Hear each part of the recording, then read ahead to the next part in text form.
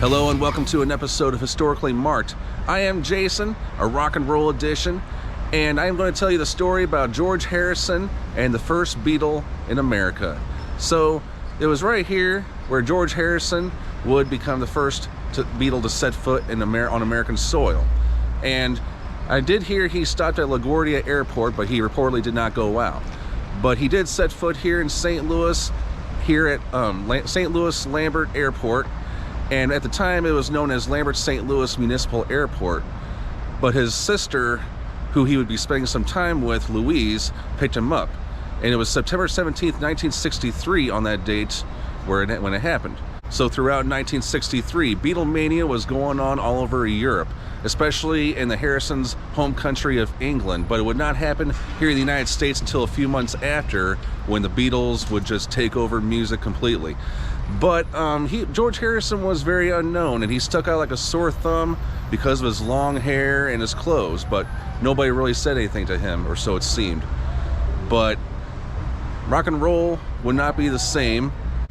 George Harrison would recall in an interview that he went to New York and St. Louis to look around, and to the countryside in Illinois, where my sister was living at the time. George famously said being a Beatle was a nightmare, and he wanted to be successful, not famous. Still, to most people, he led an interesting life, and with that, he wrote some great music. John and Paul would be the leading songwriters of the Beatles, but George would eventually write songs for the band. Songs like Something, and one of my favorites, Think for Yourself. Now, I don't need to get into the history of the Beatles, but it would take at least 3 years for them to make it in North America, so they definitely were not an overnight act. But music and pop culture would not be the same again after February 1964. The Beatles would be the leaders of the British invasion, along with the Rolling Stones and many other bands, with similar sounding bands rocking the American charts. When an album came out, it was like a big event, said Elvis Costello at one time. George, of course, would have a very successful solo career. He was the first to have a #1 hit of the Fab Four. In later years, he would be part of the rock supergroup The Traveling Wilburys, which released 2 albums. So before I get ahead of myself, I'm going to go back to the summer of 1963. Here we go.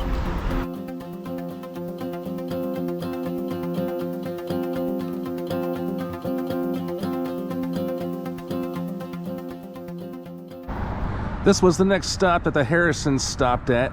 This was once the location of Radio Park, which housed the studios of KXOK, among many other radio stations. This is off of Kings Highway, North Kings Highway, that is. As you can see, the studios are now gone. It is now an apartment building called the Regency. But this was where all the local St. Louis greats did their jobs. And this is where they played all the hits. At the time, KXOK and WIL were the 2 top 40 reigning stations at the time. And WIL was located elsewhere, but KXOK, which housed a lot of greats like Johnny Rabbit, also known as Don Pietro Monaco, and Ron Ells, who originally went by Johnny Rabbit.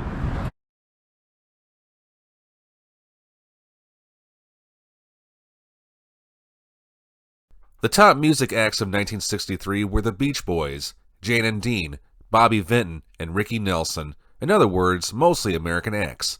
Louise Harrison had sent numerous letters, press clippings, and Beatle records to KXOK, with hopes that someone would play them on the air. She knew if her brother's band were a monster hit in the UK, then it would likely happen in the States. And she wanted St. Louis to be one of the first markets to play the Beatles. The only problem was, not many KXOK staff would listen. WIL told Louise they were clearly not interested in the Beatles, but Ron Ells would agree to a meeting with George and Louise. He remembered George as being very quiet. The Harrisons met with Ells and took him to lunch. Afterwards, they listened to a few Beatle records. It was later that day, Ells played From Me to You on his Make It or Break It segment, and audiences chose to break it, or no. It is worth mentioning that Del Shannon, who was a hitmaker at that time, was the first to bring a Beatles song to the Billboard charts with From Me to You, 2 months earlier in July 1963.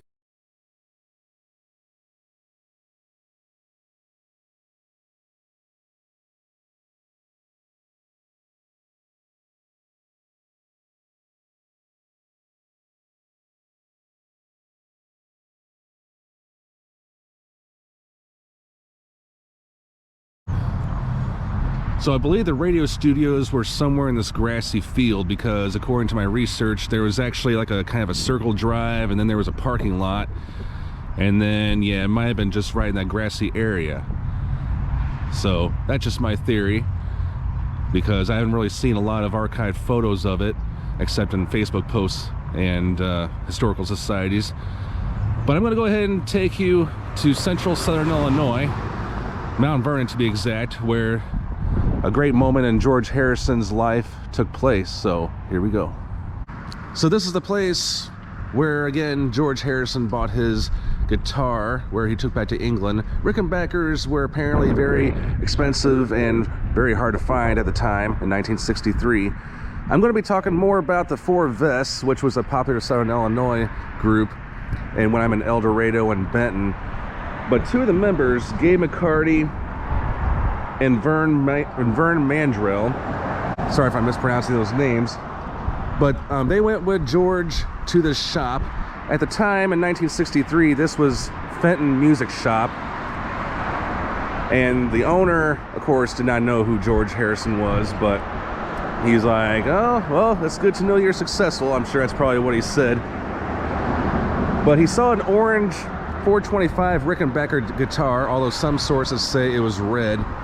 And of course, George did not like the color. He wanted it specifically painted black, like his fellow bandmate John Lennon's guitar.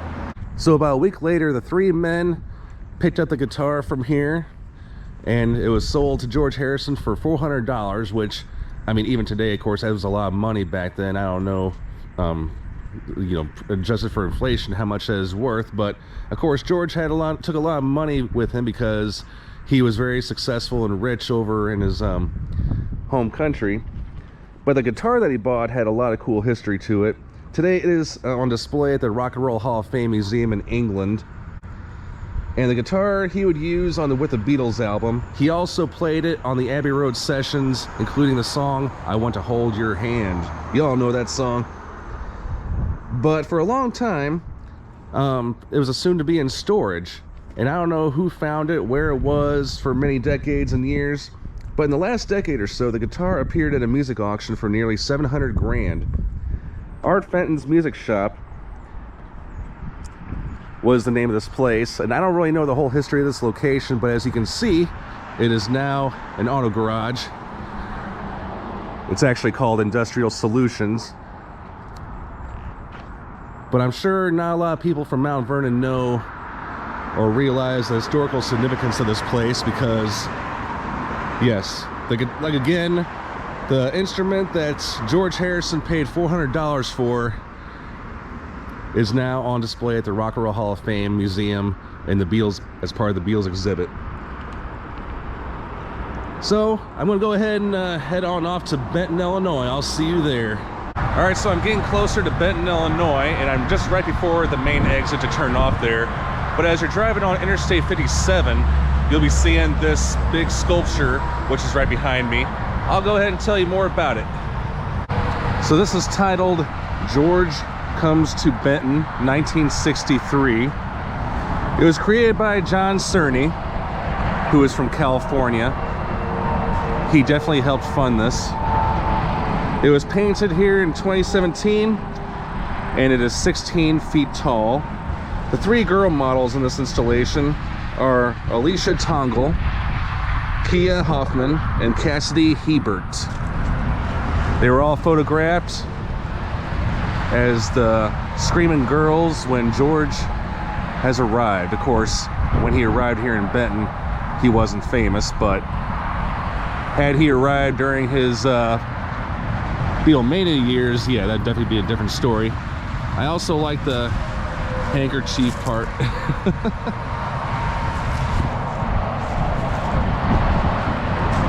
Here you go. Here's a little more detail on that. Yep, George Comes to Benton, 1963, inspired by Flash.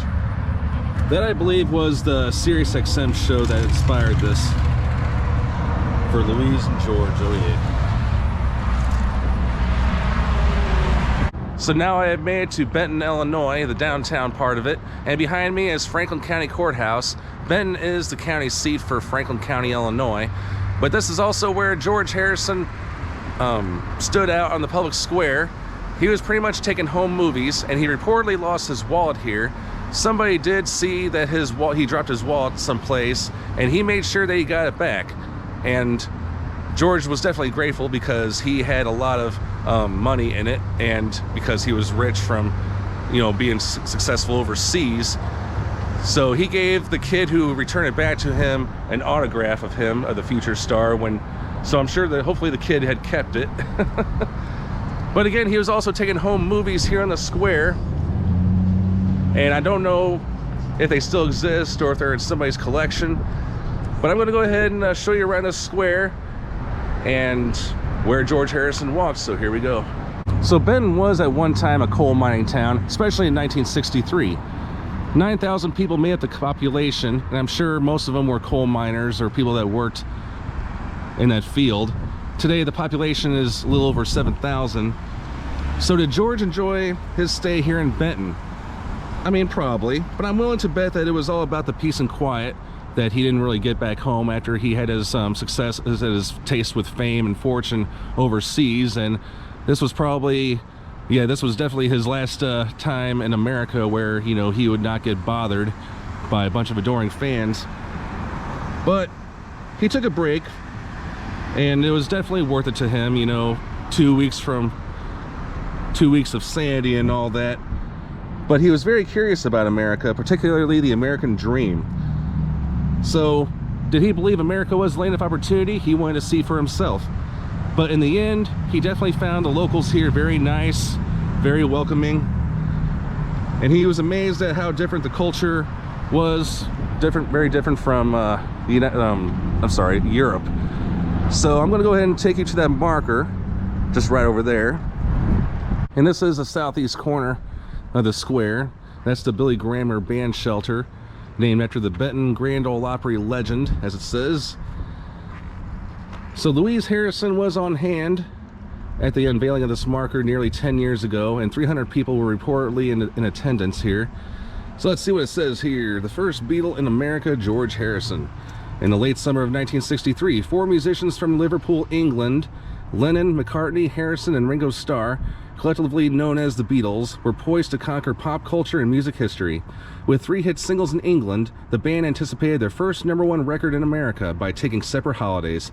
Lennon to Paris, McCartney and Starr to Greece, and Harrison to America. Traveling with his older brother Peter, Harrison came to Southern Illinois to visit their sister, Louise Harrison Caldwell, for a fortnight in the small mining town of Benton, Illinois. While in Egypt, Harrison stayed in his sister's home at 113 McCann Street, jammed with several local musicians, performed at a VFW Hall in Eldorado with the 4 Vests, bought a guitar in Mount Vernon, sang Happy Birthday at a bocce ball club in Benton, and went camping in the Garden of the Gods and other sites in the Shawnee National Forest. Many of the Beatles' first recordings were played over the radio station WRFX-AM in West Frankfort, which is about maybe 10 miles from here south. And Harrison was interviewed by a local teenager, Marcia Schaefer, the first interview by a Beatle in America. Harrison returned to England and came back to America with the Beatles the following February after I Want to Hold Your Hand rose to #1 on the US charts. Harrison went on to write such classic songs such as Taxman, While My Guitar Gently Weeps, Here Comes the Sun, and Something, the second most recorded song in the Beatles catalog. He died in 2001. And this was sponsored by the Franklin County Historic Preservation Society, the Illinois State Historical Society, and Beatles fans everywhere. September 2013, and this of course was to coincide with the 50th anniversary of his visit here in this town. And I know this historical marker can only contain so much information, but I found some other notes in my research, such as these tidbits. George also watched a Shriners Parade. He bought meat at the local Kroger, of course before his vegetarian days. And he attended a drive-in movie. I'm not really quite sure which town, maybe it was here, Mount Vernon, or someplace else in Illinois. So, that's pretty cool information that this marker provides. And by the way, in case you're wondering how Louise Harrison, George's sister, ended up here, now, she was married to a guy named Robert Caldwell. And of course, he was from overseas, from Scotland. And I don't know how long they were married for, but at the time, before 1963, they were living in Ontario, Canada. And he was a gifted engineer. But he was transferred from Canada to this very town, and his job was designing coal mining equipment. But unfortunately, they would later divorce. Now, Louise is still married. Louise is still living today. She is in her 90s. She reportedly is living in Branson, Missouri. At least that's what I read. And she is still managing the 1964 Beatles tribute group and still trying to keep her brother's legacy alive, which she has done quite a great job on. So now I'm going to try and find that place where George Harrison bought those record albums. It's somewhere here in the square.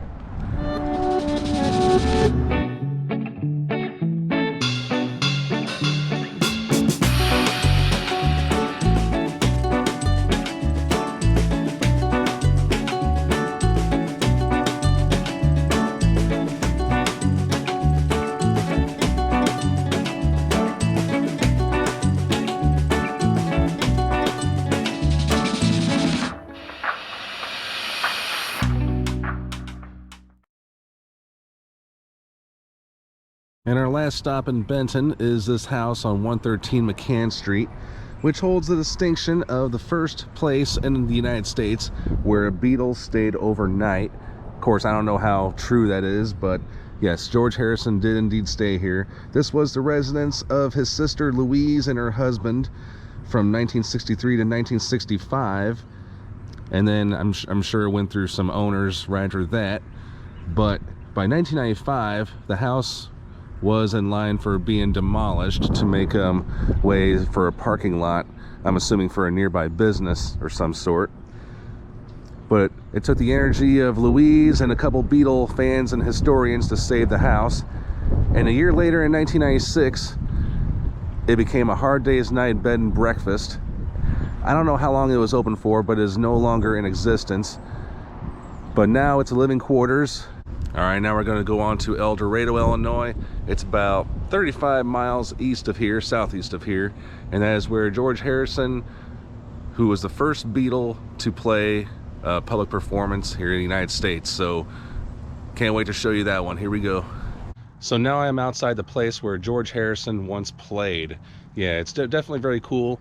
I went inside and they said just be very careful with the video thing, so I did. I mean, I didn't really get too much. And I didn't get to go in the room or place upstairs where George actually played, but it was nice to go in anyway. So, but I'll go ahead and show you the marker just outside. And this is where, quote unquote, the British invasion begins, or began. George Harrison becomes first Beatle to play in America, right in front of this building. In detail, on September 28th, 1963, America got its first taste of English rock and roll. 5 months before the beginning of Beatlemania, before the Beatles played on the Ed Sullivan Show, George Harrison, lead guitarist for the British band, became the first Beatle to play publicly in America at the VFW Hall located at 1201 Veterans Drive in Eldorado, which of course is this. During the summer of 1963, although the Beatles had a #1 hit in England, the band was still unknown in the United States. When the band members took a holiday, Harrison and his brother Peter visited their sister Louise in Benton, Illinois, making friends, camping in the Garden of the Gods, and watching a parade in Harrisburg. A lot of the same stuff that it says on the Benton marker. But they were here with the Four Vests, a popular local band. The band, which had already jammed with George in his sister's living room, asked George to sit in, introducing Harrison as the Elvis of England. George Harrison made his American debut playing such songs as Johnny Be Good, Your Cheating Heart, and Teddy Bear, which I'm assuming is the Elvis Presley song, in front of between 75 and 100 people. After the performance, one of those present said that with the right kind of backing, that kid may go places. And indeed he did. And this one was placed September of last year in 2021. So right where I'm pointing is where I'm assuming is where George Harrison played with the Four Vests. And that is actually the entrance to the bar where a lot of the locals drink and all the members. So here's the inside, but he played upstairs according to the waitress or the bartender. But there's no public access, but I thought I'd get a little view of what it was like in here. And I can tell it hasn't really changed as much. So here's another room. I didn't want to get video in the bar because there was a lot of people sitting there drinking and eating chili, but I don't know where the stairway is, but I thought I'd showcase another room where George Harrison was under the roof of. Well, it's pretty cool. I mean, it's as retro as it feels in here. And here's the staircase. And thanks so much for watching this and tuning into this special episode of Historically Marked, the journey of George Harrison in America for the first time. And as we all know, George Harrison did go places. I mean, he went on to become one of the most successful singer-songwriters in the 1970s. And I mean, he didn't even have the Beatle name to kind of back him up that much. And, you know, it took a while for people to forget that he was once a Beatle, and he was actually the first one to release an album post-Beatles, well, when he was with the Beatles, I'm sorry. And he was also the first to score #1 hit on the Billboard chart with My Sweet Lord. And he was also, to this day, in February 2022, that he is the most recent Beatle to have a #1 smash in 1988 on the Hot 100 with Got My Mind Set on You, which is actually a cover. But who knows, Paul McCartney may surpass that, who knows. So yes, this is the path where George Harrison walked in his journey of America in 1963. All right, so I am Jason, signing off.